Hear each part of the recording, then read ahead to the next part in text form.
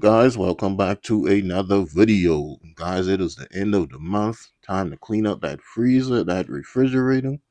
Time to make room for some new groceries. And that is exactly what I did. I found me some ribs in my freezer. And I just took it out, had me some white potatoes and onions.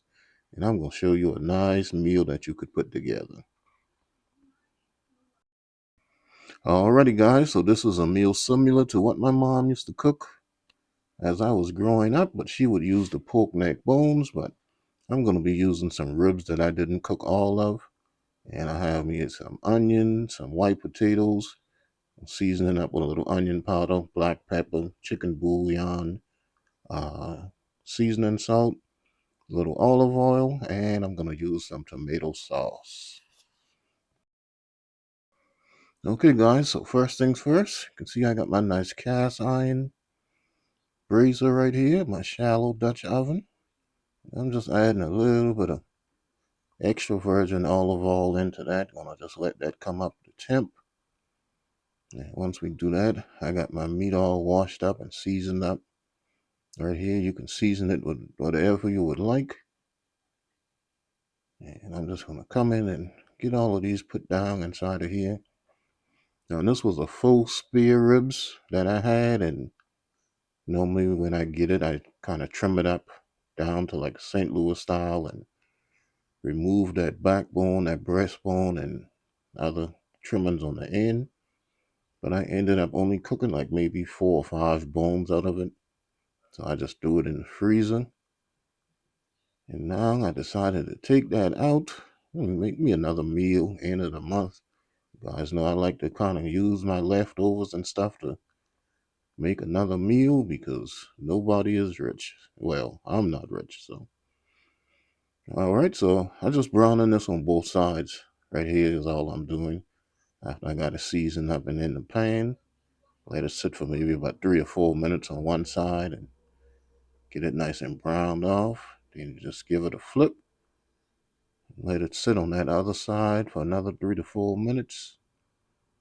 And I wanted to make sure I got them nice and brown, so I kind of rearranged them so these other ones would get a little color on them also. Now I'm just going to kind of move them to the side, which I don't know why I'm moving it to the side instead of taking it out of the pan, but sometimes you just have a brain fart even in the kitchen. So I'm going to just get the rest of these in here and let them brown off, and then I will be back.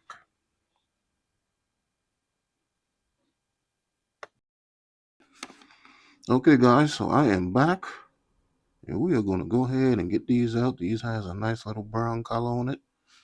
Not trying to cook these to be done. You see it has all of those nice brown bits on the bottom. That's going to be nothing but flavor added to this dish. We're going to just get all of these out, set these aside.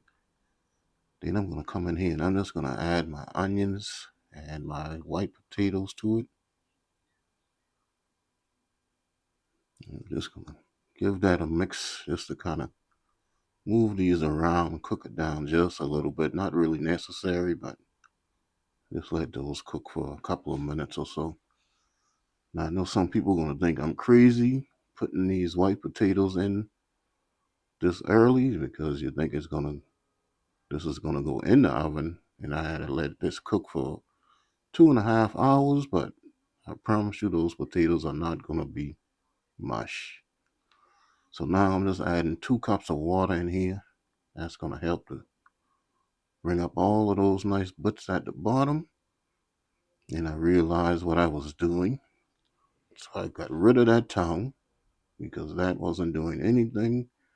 Got the right tool for the job. You can see all of those bits just start coming up.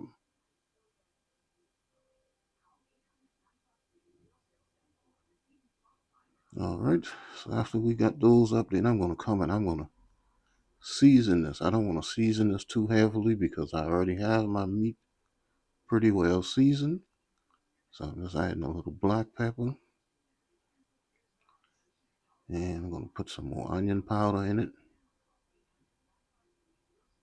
Then I'm going to add a little bit of this chicken bouillon. Not too much because that meat has seasoning salt on it, and this has salt in it already, so I don't want to have this too salty. And you can always go back and re-season it, guys. I always tell people start off small because it's easier to add than it is to take out. So once I got my seasonings in, then this is a 7.5 ounce of tomato sauce.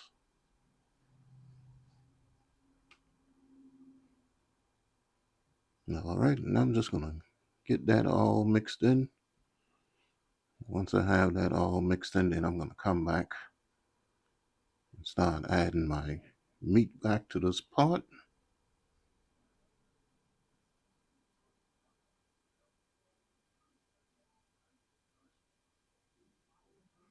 All right, so we're gonna get these back inside of here. And then once I get all of these back inside of here, I'm gonna top it off with just a little bit more water. I'm braising these guys, so I'm not gonna need a lot of liquid inside of here. Just gonna need just enough to kind of cover it. I just want to move some of these potatoes so that my meat could actually fit.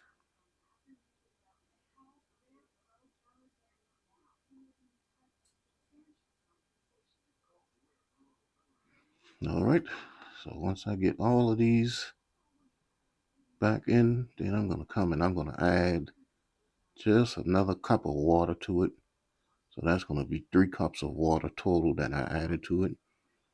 And you could use a chicken stock or any kind of stock or broth that you would like.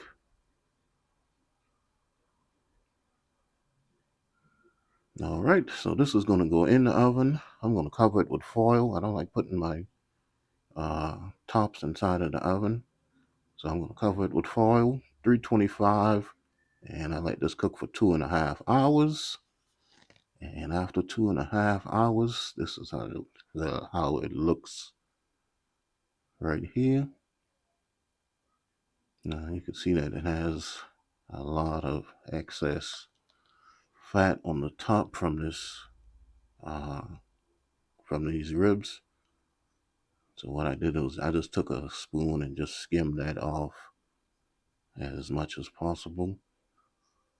But now I'm going to come in with my knife and I'm going to get one of these potatoes and just show you guys that it's not mush. You can see that it's still nice fork tender. It's perfect.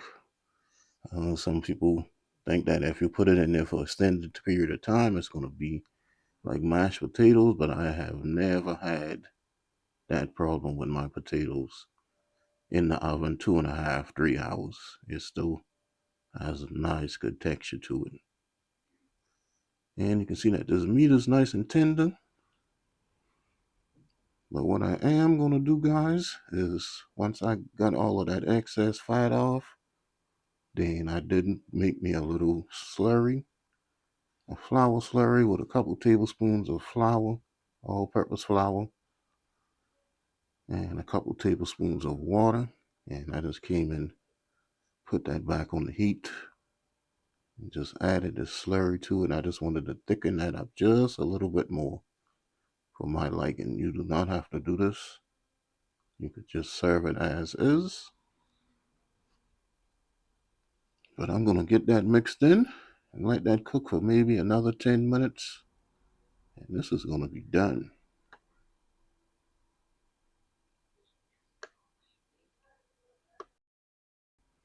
Alrighty, guys, I am back and this meal is done. This is some nice, good pork ribs. My mom would always use the pork neck bones, the fresh neck bones, but I didn't have any of that. But it's all the same thing to me. You can just look at this meat and tell that it's nice and tender. Vegetables nice and tender. And then what I'm going to do is just get me a spoon and come in here and check the sauce on this. See, it just has a nice smooth sauce to it. Nothing too runny, nothing too thick. That's nice and perfect. And I got me some white rice. I'm going to take my thumbnails and my videos, and then I'm going to do a taste test for you guys.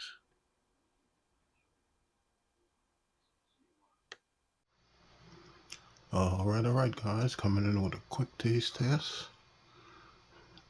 This is my braised pork ribs, white potato, and a tomato sauce.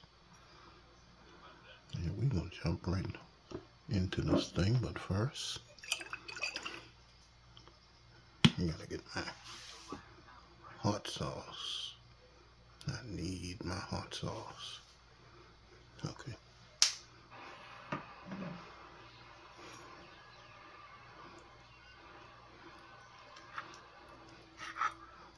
Nice and tender. Piece of ribs. If you guys can see that. Yep. All right.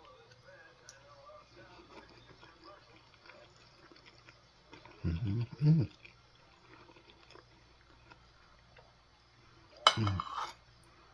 That's it. Everything perfectly seasoned. That tomato sauce, put it over the top.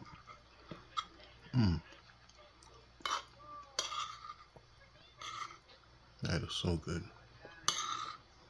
Just like I'm eating the neck bones and white potato. Look at that. Mm-hmm. Mm-hmm. Yep. I'm about to go in. Alrighty, guys. So that was an absolutely wonderful meal right there. I really enjoyed that, and I gave some to my cousin. He told me that was an old time meal. If you guys enjoyed this video, please give me a thumbs up and leave me a comment, and subscribe to the channel if you are new.